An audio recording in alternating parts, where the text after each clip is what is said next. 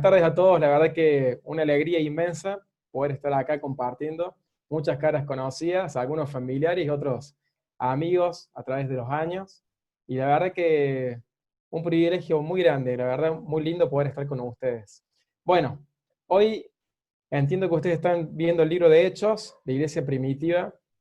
Me encanta la historia de la Iglesia Primitiva, es algo que cada vez que la leo me refresca y me dan ganas de ver todas esas cosas lindas y agradables en mi iglesia también y en cada una de las iglesias que existen, que somos de la Iglesia Universal de Cristo, ¿no? Y el tema de hoy es el temor de Dios, que está en Hechos capítulo 5. Particularmente yo el título que le puse al tema es las consecuencias de una vida con falta de temor a Dios, porque eso es lo que trata el capítulo 5. Hasta este momento, el pueblo de Dios, la iglesia, venía experimentando algo hermoso. Estaban creciendo día a día, se añadían los que iban a ser salvos. Los apóstoles, dice unos versículos antes, que se manifestaban con prodigios, con poder, y que la gente iba creyendo. Y también había algo hermoso que era el gesto que tuvo Bernabé de agarrar y vender todo lo que tenía, una propiedad, no toda una propiedad, y dio todo el valor de la propiedad a los pies de los apóstoles, como muchos otros lo hicieron. Si pone el ejemplo de Bernabé, no sabemos por qué, pero ese ejemplo está para marcar el contraste de lo que viene después. Vamos a leer el pasaje, lo voy a leer acá, lo tengo abierto en la compu, por si alguno no lo ha podido leer, es cortito. Lo tengo en la NTV, dice así, Hechos 5, versículo 1. Había cierto hombre llamado Ananías, quien junto con su esposa Zafira vendió una propiedad y llevó solo una parte del dinero a los apóstoles, pero afirmó que era la suma total de la venta. Con el consentimiento de su esposa, se quedó con el resto del dinero. Entonces Pedro le dijo: Ananías, ¿por qué has permitido que Satanás llenara tu corazón? Le mentiste al Espíritu Santo y te quedaste con una parte del dinero. La decisión de vender o no la propiedad fue tuya. Y después de venderla, el dinero también era tuyo, para regalarlo o no. ¿Cómo pudiste hacer algo así? No nos mentiste a nosotros, sino a Dios. En cuanto Ananías oyó las palabras, cayó al suelo y murió. Todos los que se enteraron de lo sucedido quedaron aterrados. Después, unos muchachos se levantaron, lo envolvieron en una sábana, lo sacaron y lo enterraron. Como 3 horas más tarde, entró su esposa sin saber lo que había pasado. Pedro le preguntó: ¿fue este todo el dinero que tú y tu esposo recibieron por la venta de su terreno? Sí, contestó ella, ese fue el precio. Y Pedro le dijo: ¿cómo pudieron ustedes dos siquiera pensar en conspirar para poner a prueba el Espíritu del Señor de esta manera? Los jóvenes que enterraron a tu esposo están justo afuera de la puerta. Ellos también te sacarán cargando a ti. Al instante ella cayó al suelo y murió. Cuando los jóvenes entraron y vieron que estaba muerta, la sacaron y la enterraron al lado de su esposo. Gran temor se apoderó de toda la iglesia y de todos los que oyeron lo que había sucedido. Ese, eh, yo todavía estaba de novio con Flor, y una compañera de la facultad de ella, que no era creyente, ahí empezó a leer la Biblia, entusiasmada por conocer a Dios. Y empezó a leer el libro de los Hechos hasta que llegó a este pasaje, y cuando leyó este pasaje no lo entendió y dejó de leer la Biblia y se enojó con Dios.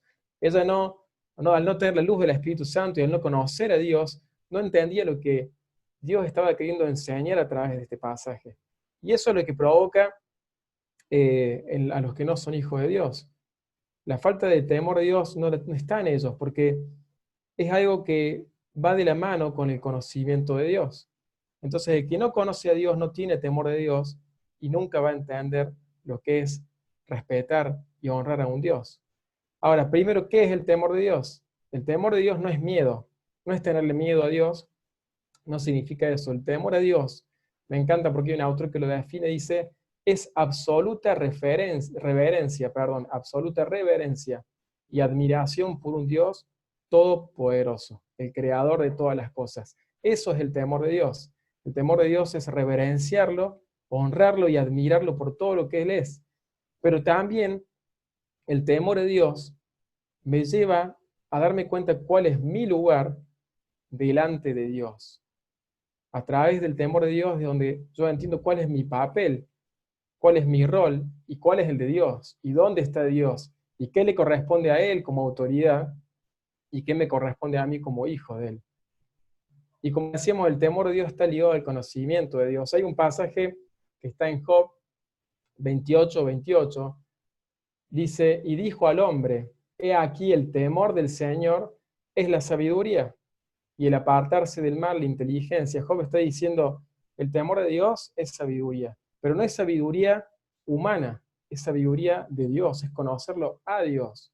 Y Oseas, capítulo 6, versículo 6, Dios está hablando a su pueblo y le dice, quiero que demuestren amor, no que ofrezcan sacrificios. Más que ofrendas quemadas, quiero que me conozcan. Quiero que me conozcan. Y ahí, en conociendo al Señor, es donde mi posición ante Dios empieza a iluminarse en mi vida. Dios me empieza a mostrar cuál es mi rol. Empiezo a entender quién es Dios. Empiezo a reverenciarlo, a honrarlo y a temerle. Voy a mencionar unos casos, ejemplos en los que no hubo temor de Dios a lo largo de la Biblia. El primer ejemplo que se me vino a la mente era el de Saúl. Saúl, él creyó que él podía, como rey, ofrecer sacrificios, cambiar las reglas. Él creyó que por tener un puesto de autoridad él podía cambiar las reglas y él hacer un sacrificio que Dios había dicho que le correspondía a un sacerdote, había dado la orden, porque había un orden en las cosas de Dios. Y Saúl no tenía temor de Dios porque Saúl conocía poco a Dios. Tan poco conocía Saúl a Dios que él no sabía que Dios ya se había apartado de él, dice en un pasaje de la Biblia, y no estaba más con él. Ahora, otro ejemplo de falta de temor de Dios es el pecado de Acán. El pecado de Acán es el primero que se me viene a la mente cuando leo esta historia, porque es algo muy similar. Israel está experimentando el gozo de entrar a la tierra prometida y empezar a conquistar. Y esto era lo que estaba ocurriendo en la iglesia primitiva. Ellos estaban experimentando el gozo de empezar a conquistar almas y empezar a ver que el reino se expandía. Y de repente el pueblo de Israel, Dios da una orden. Y Acán, que no tenía temor de Dios, que no conocía a Dios, que no sabía que Dios podía ver en la intimidad, que Dios estaba en todos lados y que Dios conocía su corazón, toma un manto babilónico, toma oro y toma cosas y las esconde. Y por causa de su pecado, por causa de la falta de temor de Acán, después el pueblo sufre las consecuencias. Otro ejemplo de falta de temor a Dios es Miriam, la hermana de Moisés, que ella tampoco entendía cuál era su lugar. Ella no entendía de que Dios, que era el dueño absoluto de todas las cosas, había escogido a Moisés para liderar al pueblo, y ella quería tomar su lugar. Ella decía que Dios también hablaba a través de ella y a través de Aarón. Y Miriam, por su falta de temor, pecó y luego vino también el juicio para ella, ¿no? Jonás, que él en el versículo 8 del capítulo 1, cuando confiesa y cuenta a la gente del barco quién es él dice, soy hebreo y temo a Dios. Sin duda, en ese momento, Jonás no temía a Dios, porque si él hubiese tenido temor de Dios, no hubiese intentado escapar de Dios, porque sabía que era imposible, y sabía que él tenía que obedecer a Dios. Pero la falta de temor lo llevó a Jonás a subirse a un barco y a terminar en una tormenta en medio de un mar y luego en el vientre de un pez. Ezequías, la falta de temor de Ezequías hizo que él sacara todo el oro que había en el templo, que él mismo había restaurado, y se lo diera al rey de Asiria para que no lo ataque.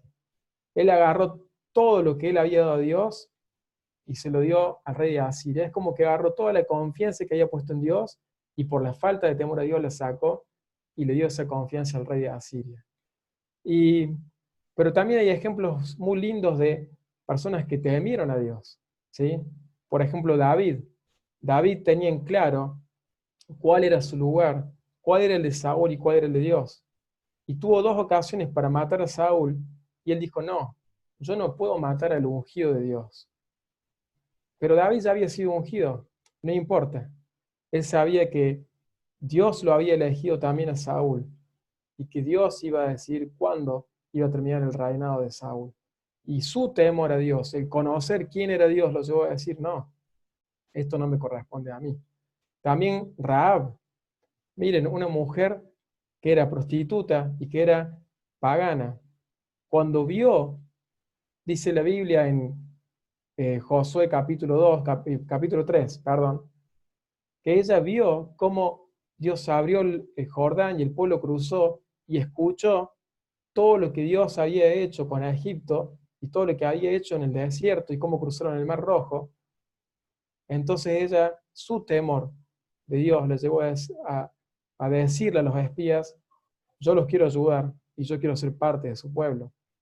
Otro ejemplo es José, que estando como esclavo en una tierra muy lejana, el temor a Dios, cuando vino una mujer que había sido muy bella, la esposa de Potifar, al seducirlo para acostarse con él, dijo, no, ¿cómo podría hacer yo este gran mal y pecar contra mi Dios?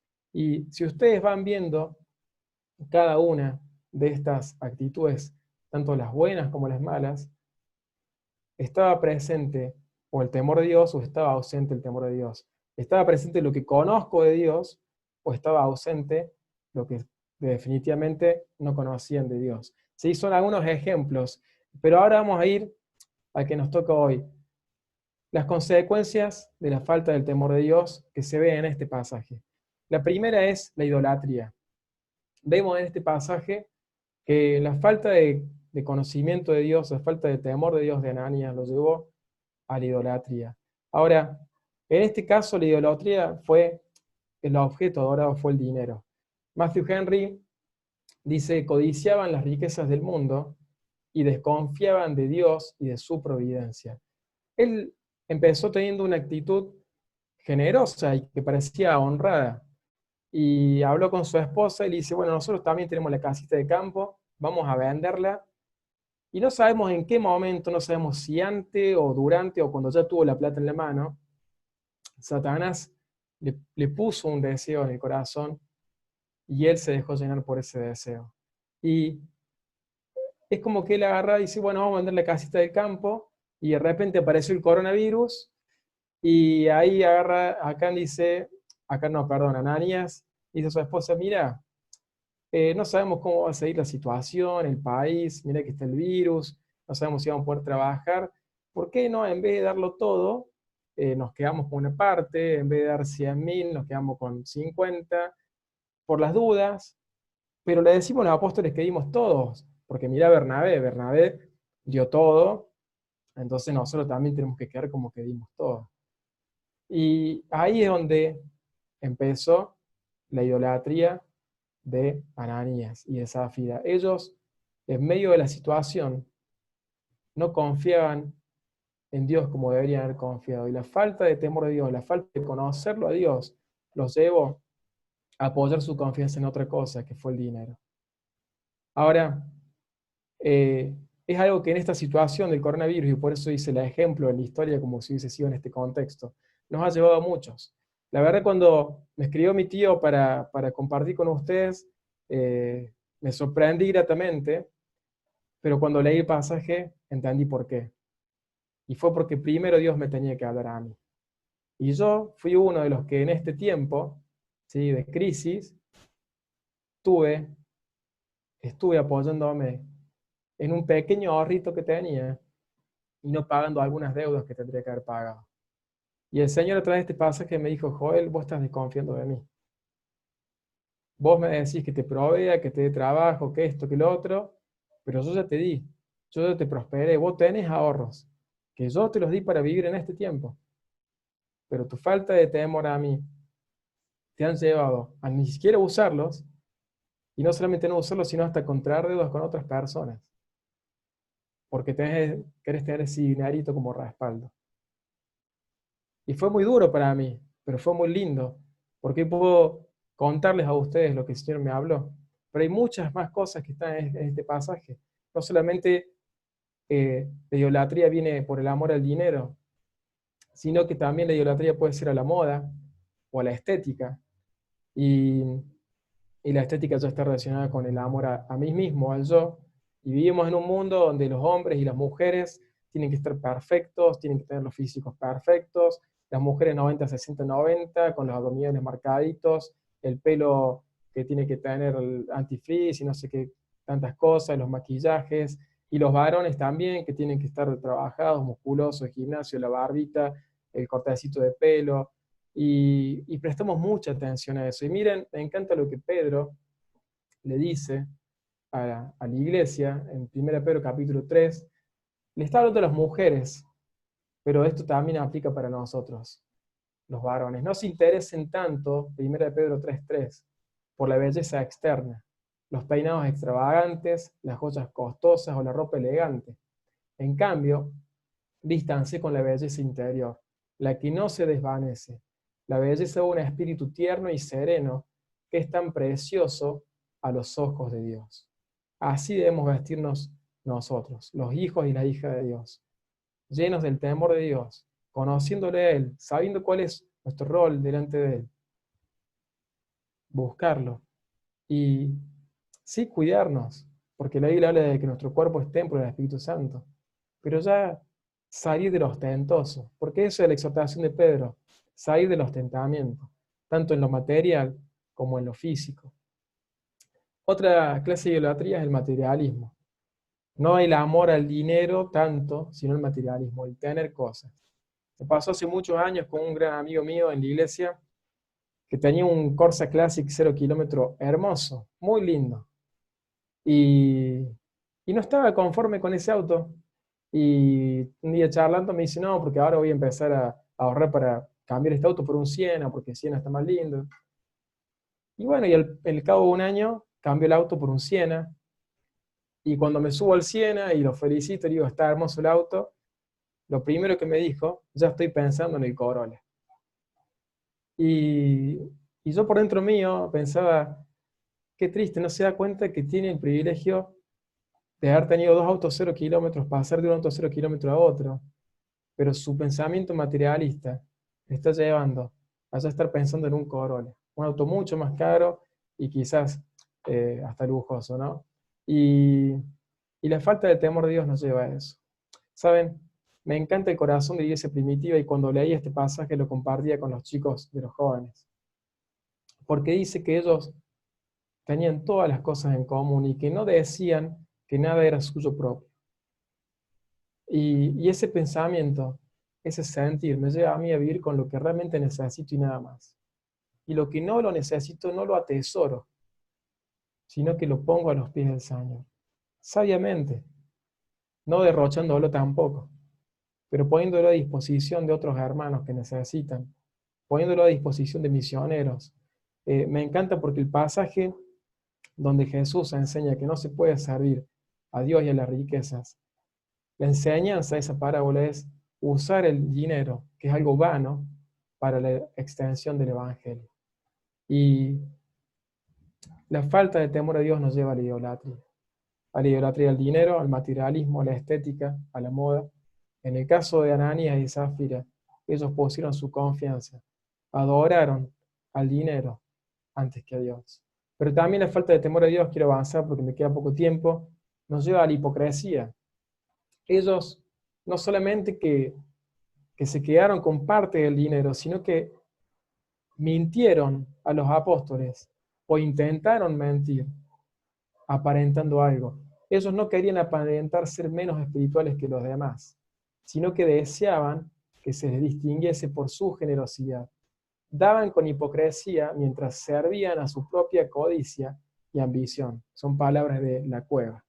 Y la falta de temor a Dios nos lleva a la hipocresía.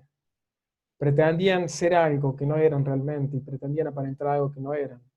Ahora, la hipocresía se puede ver también en varios aspectos de la vida. En primer lugar, en los hijos de Dios. La hipocresía se ve mucho en el ministerio. Estoy en alabanza, estoy en un instrumento tocando, estoy a cargo de un grupo, pero mi vida está hundida en pecados, en pornografía, masturbación, en fornicación. Tengo relaciones sexuales con mi novia o con otras mujeres o con otros chicos. Salgo, me emborracho y después llego a la iglesia y pretendo salir como si nada.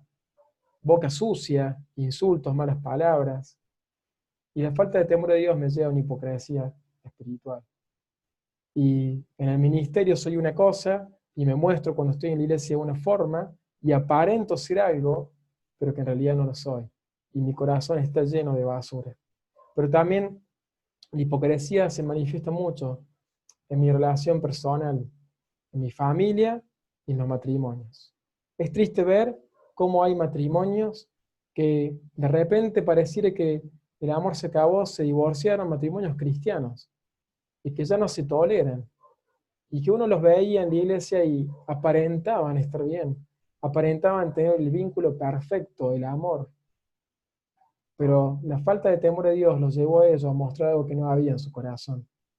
Y en vez de buscar ayuda, en vez de reconocer su problema y pedir la ayuda oportuna para salvar su matrimonio, se pusieron una careta y terminaron destruyendo sus vidas y las de sus hijos. Pero también la hipocresía se ve en las cosas por el amor al mundo. Recién hablábamos de la hipocresía en el ministerio, y es cuando mi vida, yo deseo servir a Dios, pero no quiero dejar pecados. Esa es la hipocresía en el ministerio. Pero la hipocresía relacionada con el amor por el mundo es cuando vengo a la iglesia, pero mi corazón anhela estar en el mundo y vivir las cosas del mundo. Mi corazón anhela cada sábado estar en un boliche, anhela cada sábado estar con una chica ajena, anhela cada sábado tener algo que yo no tengo, anhela cada domingo estar en otro lugar, estar en una cancha de fútbol, estar en un recital, estar en otro lugar que no sea la casa de Dios. Y ahí es cuando ya no, mi amor por Dios se fue deteriorando. Son distintas las relaciones de hipocresía en estos aspectos, porque en el ministerio el que está sirviendo con pecados ocultos, realmente tiene el deseo de servir a Dios, pero no quiere dejar sus pecados, o le da vergüenza confesar sus pecados y apartarse de ellos. Pero en este caso, la persona ya tiene el corazón lejos.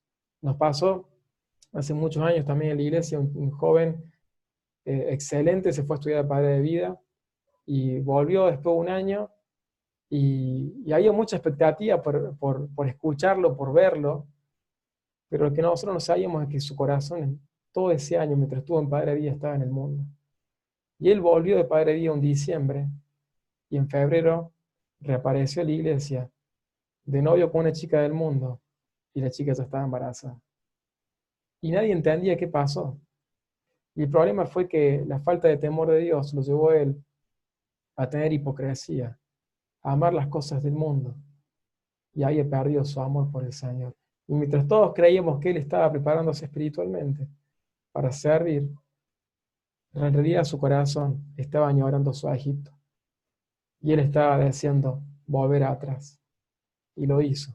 Y hoy, tras muchos años, todavía le cuesta volver al Señor, ¿no? Y para avanzar, y por último, la hipocresía, perdón, la falta de temor de Dios, nos lleva a un juicio, a un juicio. En el caso de Ananías y Zafira, hubo un juicio que fue ejecutado por las palabras de Pedro. Y Pedro, cuando los exhortó a los dos y les dio un reto y les explicó que lo que habían hecho estaba mal, automáticamente los dos perdieron sus vidas. Ese fue el juicio para ellos. También fue el juicio para Acán. Para Saúl el juicio fue otro, para Jonás el juicio fue otro. Ahora, el juicio de Dios no tiene nada que ver con las pruebas. El juicio viene para manifestar el pecado que hay en mi corazón. En cambio, las pruebas vienen para manifestar el crecimiento que hubo en mi corazón en torno a mi imagen y semejanza de Cristo. Lo repito, el juicio viene para manifestar el pecado que hay en mi corazón. En cambio, las pruebas vienen para manifestar a Cristo. Cuando uno pasa por pruebas, es impresionante cómo la iglesia, la familia acompaña, porque lo que se está viendo en medio de la prueba es a Cristo, y se está exaltando el nombre de Cristo. Pero cuando Dios viene con un juicio por un pecado, es personal, y Dios te está queriendo manifestar que hay algo en tu corazón que no está bien y que hay que cambiar. El juicio produce náuseas. A mí me pasó hace un tiempo atrás, hace muchos años, en el que también cometí el error que cometió Ananías. Estábamos pasando una mala situación económica y tomé la ofrenda que ya tenía separada para la iglesia y lo usé para vivir. Y yo me mentí a mí mismo e intenté mentirle a Dios, diciendo, no importa, el mes que viene, cuando mejore la economía, devuelvo esa ofrenda. Pero Dios, que conocía mi corazón, sabía que eso no iba a pasar. Y el juicio fue inmediato. En el local perdimos una cierta cantidad de dinero que era el mismo monto del cual yo había tomado la ofrenda. Pero no solamente eso, sino que yo había justo vendido el auto y el comprador me reclama, decía que yo lo había estafado en un arreglo que el auto tenía mal hecho, y el monto que me reclamaba era exactamente el mismo del cual yo había tomado la ofrenda.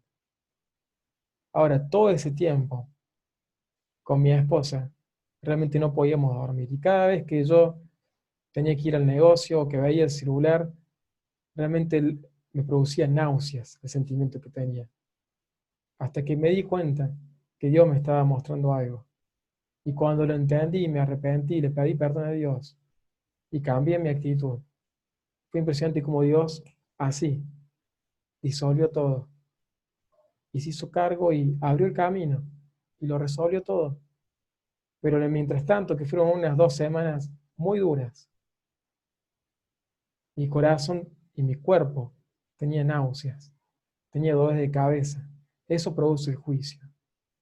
El juicio incómodo, el juicio es como un alfiler en el talón hincándote continuamente.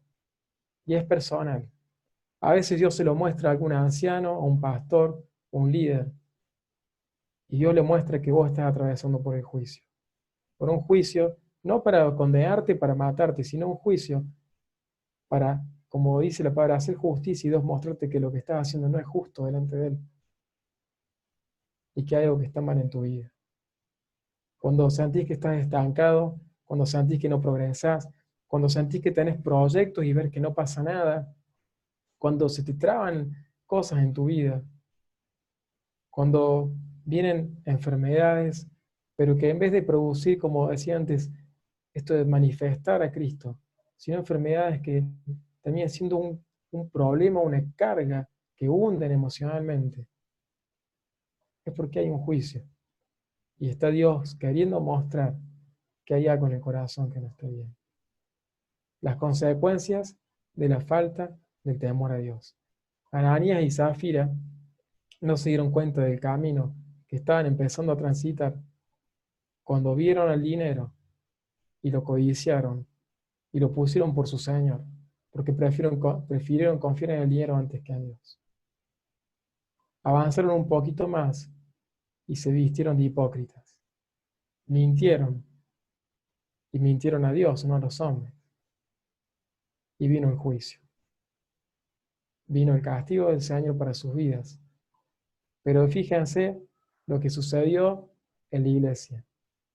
Dice que la gente se llenó de temor. Y la palabra temor ahí no fue miedo.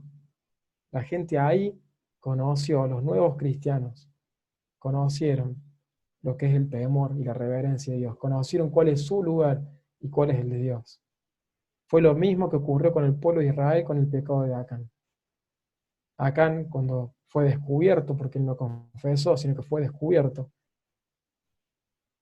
él murió su familia, y el pueblo aprendió una lección que jamás se iba a olvidar. Así que no se encuentra otra historia en la cual hayan ido a conquistar una tierra y alguien haya tomado algo que no correspondía dentro de la época de Josué. Y lo mismo pasó con la iglesia, no se encuentra registrado otro hecho en el cual se haya manifestado una actitud como la de Ananías y Zafira por la falta de temor a Dios.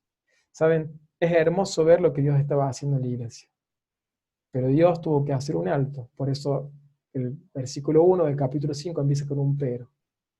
Dios tenía que enseñarle ciertas cosas a la iglesia. Y tenía que enseñar que lo que Ananías y Zafira habían hecho no estaba bien. Y tenía que enseñar que Él es un Dios todopoderoso, que no necesita nada mío y tuyo.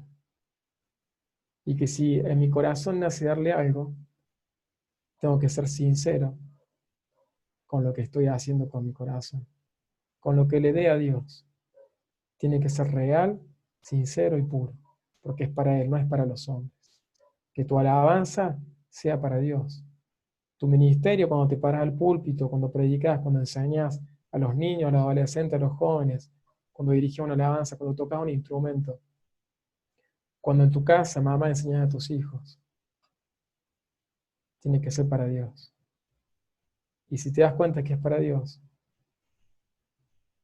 vas a entender que no se puede hacer desordenadamente o con pecados, sino que Dios es santo. Él es digno de ser alabado, reverenciado. Y como mi servicio es para Él, mi vida es para Él, mi ofrenda es para Él, entonces lo hago como Él lo desea. Por eso me encanta el versículo de Oseas. Lo leo de vuelta, Oseas 6:6, y con esto terminamos. Quiero que demuestren su amor, dice el Señor, no que ofrezcan sacrificios. Más que ofrendas quemadas, quiero que me conozcan. Más que ofrendas quemadas, Señor, hermanos y hermanas, chicos y chicas, Él quiere que lo conozcan. Si estás atravesando en tu vida alguna de estas situaciones que manifiestan la falta de temor de Dios, hacia un lado, hacete un lado del ministerio, habla con los pastores, con los líderes, confiesa tu pecado, sé restaurado, para después poder volver a servir al Señor como corresponde, dándole la gloria a Él y haciéndole como Él lo merece. Amén.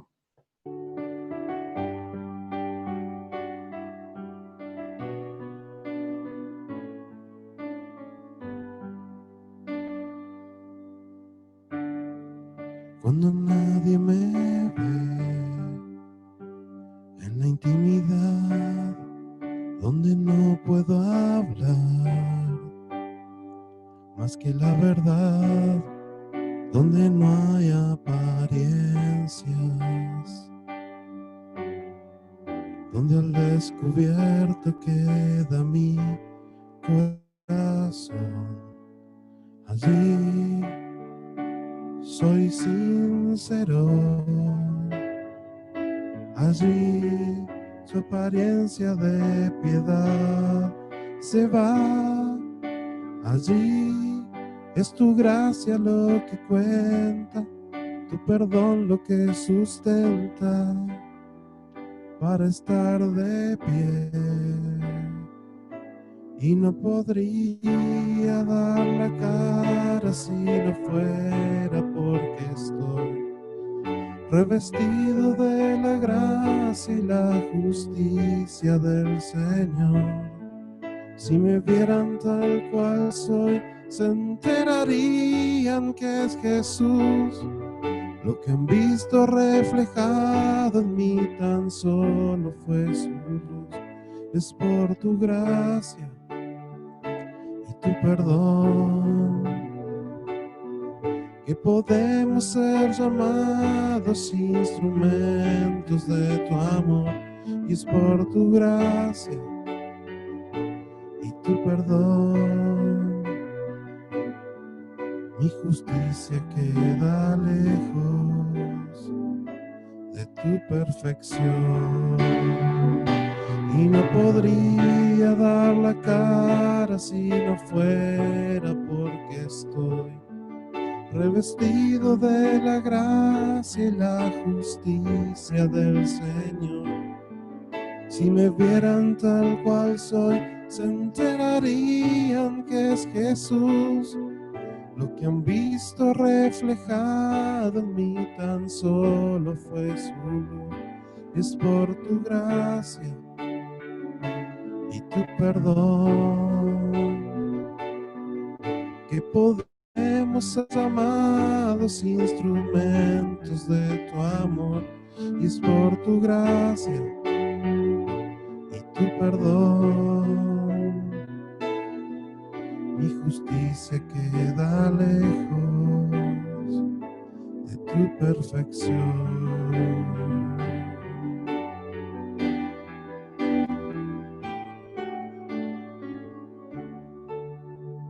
Buenas tardes, hermanos. Qué bueno que tengamos en nuestros corazones el deseo de entrar al aposento alto, allí donde el Señor espera ansioso cada cada domingo cuando decimos que vamos a participar de los símbolos del pan y de la copa. Qué hermoso que es que este tiempo nos lleve a un sobrecogimiento especial, porque vamos a recordar los sufrimientos del Señor Jesucristo. Y este no es un hecho menor, es un hecho trascendente. Y cuando nosotros vamos a Lucas capítulo 22, vemos cómo el Señor allí instituye esta reunión de memoria, esta participación tan particular que identifica profundamente al cristiano, al creyente de corazón. Dice Lucas 22:15, un pasaje que lo hemos repetido y lo leemos a diario. Cuánto he deseado comer con vosotros esta Pascua antes que padezca. Está hablando el Señor aquí, ¿no? El deseo profundo que había en su corazón, no solamente de festejar la Pascua, sino que va un poquito más allá. Y este poco más allá que va el Señor Jesucristo está expresado en el versículo 19, cuando dice, tomó el pan y dio gracias y lo partió, y les dio diciendo, este es mi cuerpo que por vosotros es dado. Haced esto en memoria de mí. De igual manera, después que hubo cenado, tomó la copa diciendo, esta copa es el nuevo pacto en mi sangre, que por vosotros se derrama. Hay un nuevo pacto, hermanos, un nuevo pacto. Cuando Jeremías escribe acerca de este nuevo pacto, en el capítulo 31, del verso 31 en adelante, nos hace saber la palabra de Dios que el pacto que había hecho Dios con los primeros padres al sacarlos de Egipto había sido en realidad el pueblo. Pacto, el que está hablando el Señor Jesucristo. Él está hablando de un nuevo pacto. Cuando Jeremías dice, haré un nuevo pacto con Israel y con Judá, y escribiré mi ley en sus corazones, aquí empieza a emparentarse el nuevo pacto con la sangre derramada del Señor Jesucristo. Cuando el soldado romano perforó el costado derecho del Señor con aquella lanza, dice la Escritura que el velo del templo se abrió de arriba a abajo. Esta es la apertura de este pacto precioso para nosotros los creyentes, para nosotros los cristianos. Entrar y tener una plena libertad para entrar al lugar santísimo. No es una fiesta con todas las letras, de decir, tenemos un cordero sobre la mesa para compartir y para festejar. Es el cuerpo y la sangre de Cristo que ha tallado nuestra memoria, se ha instalado en nuestra vida.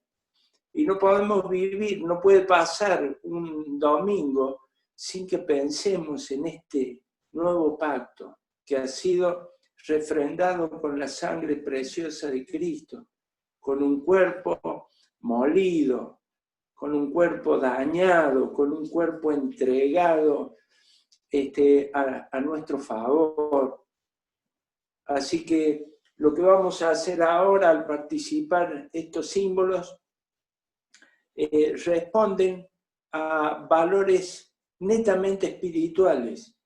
Quizás el pueblo cuando salió de Egipto lo hacía con elementos y con predicamentos materiales, Nosotros ahora vamos a tomar un pedazo de pan que es materia, pero la finalidad de este pan al llevarlo a la boca es pensar, memorizar, recordar el sacrificio de la cruz.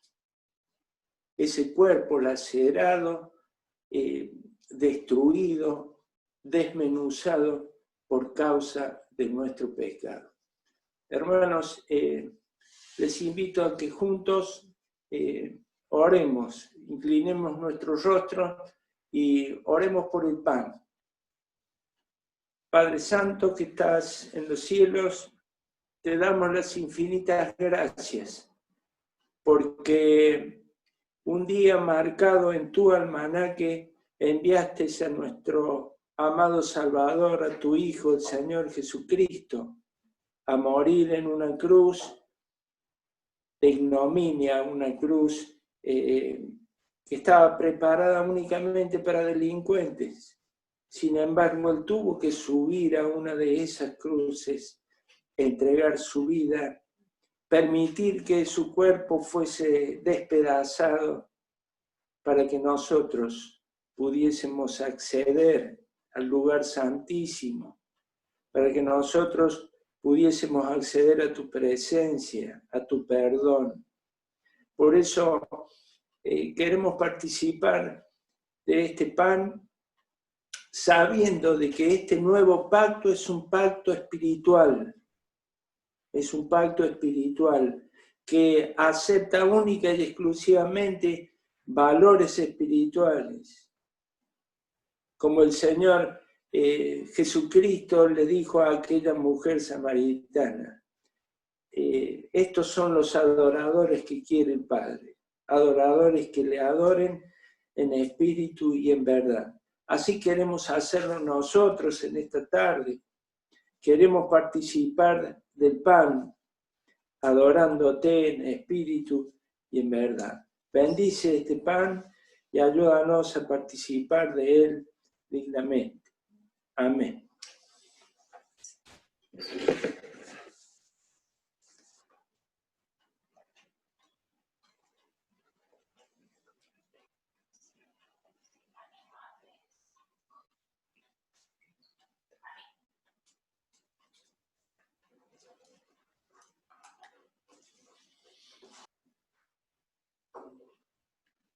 Ahora, hermanos, les invito a que oremos por la copa, este símbolo tan sencillo, el símbolo del vino, que simboliza justamente la sangre derramada de Cristo. Oremos. Padre Santo que estás en los cielos, te damos las gracias, Señor, por la sangre derramada de tu Hijo, el Señor Jesucristo, que fue derramada para que nosotros fuésemos perdonados, para que nosotros fuésemos lavados, para que nosotros fuésemos santificados. Señor, queremos agradecerte profundamente, porque si no hubiese sucedido el evento de la cruz, estaríamos sin alternativas de esperanza ni de vida eterna. Queremos agradecerte también, Señor, porque Cristo resucitó al tercer día y Él es un Dios vivo que está con nosotros todo el tiempo, todos los días hasta el final de los tiempos. Señor, y esto nos reconforta, nos da valor, nos da esperanzas. Señor, gracias por aquella sangre derramada que nos ha limpiado de todo pecado. Oramos agradecidos en el nombre del Señor Jesús. Amén.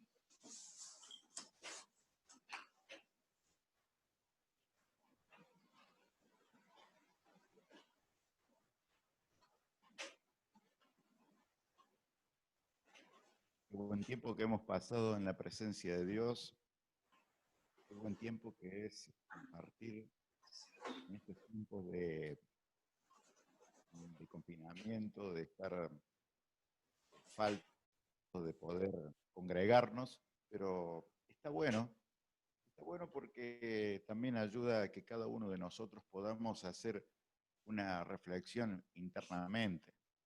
Gracias, Joel, por participar en esta noche.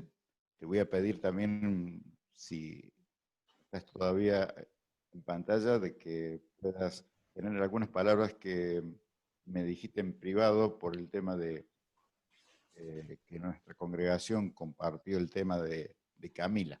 Así que yo quiero compartir con ustedes un versículo que el miércoles pasado Henry lo mencionó en el curso de capacitación ministerial. Me impactó muchísimo porque quiero compartirlo allí en Jeremías capítulo 23, versículo 22. Dice: pero si ellos hubieran estado en mi secreto, habían hecho oír mis palabras a mi pueblo, y lo habrían hecho volver de su mal camino y de la maldad de sus obras. Me encanta esta expresión, pero si ellos hubieran estado en mi secreto, habrían hecho oír mis palabras a mi pueblo. Y quiero decirles de que este tiempo es un tiempo especial, como se escuchó el día miércoles, pero también es un tiempo en el cual cada uno de nosotros tenemos que hacer una mirada introspectiva y registrar nuestra vida espiritual, nuestra vida de comunión, nuestra vida de relación. Hoy hemos escuchado hablar del temor de Dios y su conocimiento. El conocimiento de Dios nos lleva a ser definitivamente más temerosos de Dios. Así que yo quiero pedirles de que en este tiempo, podamos cada uno de nosotros, en secreto, estar en la presencia de Dios.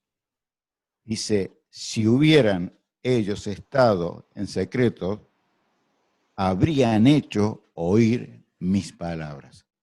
Es difícil que podamos hablar palabras que no hemos escuchado.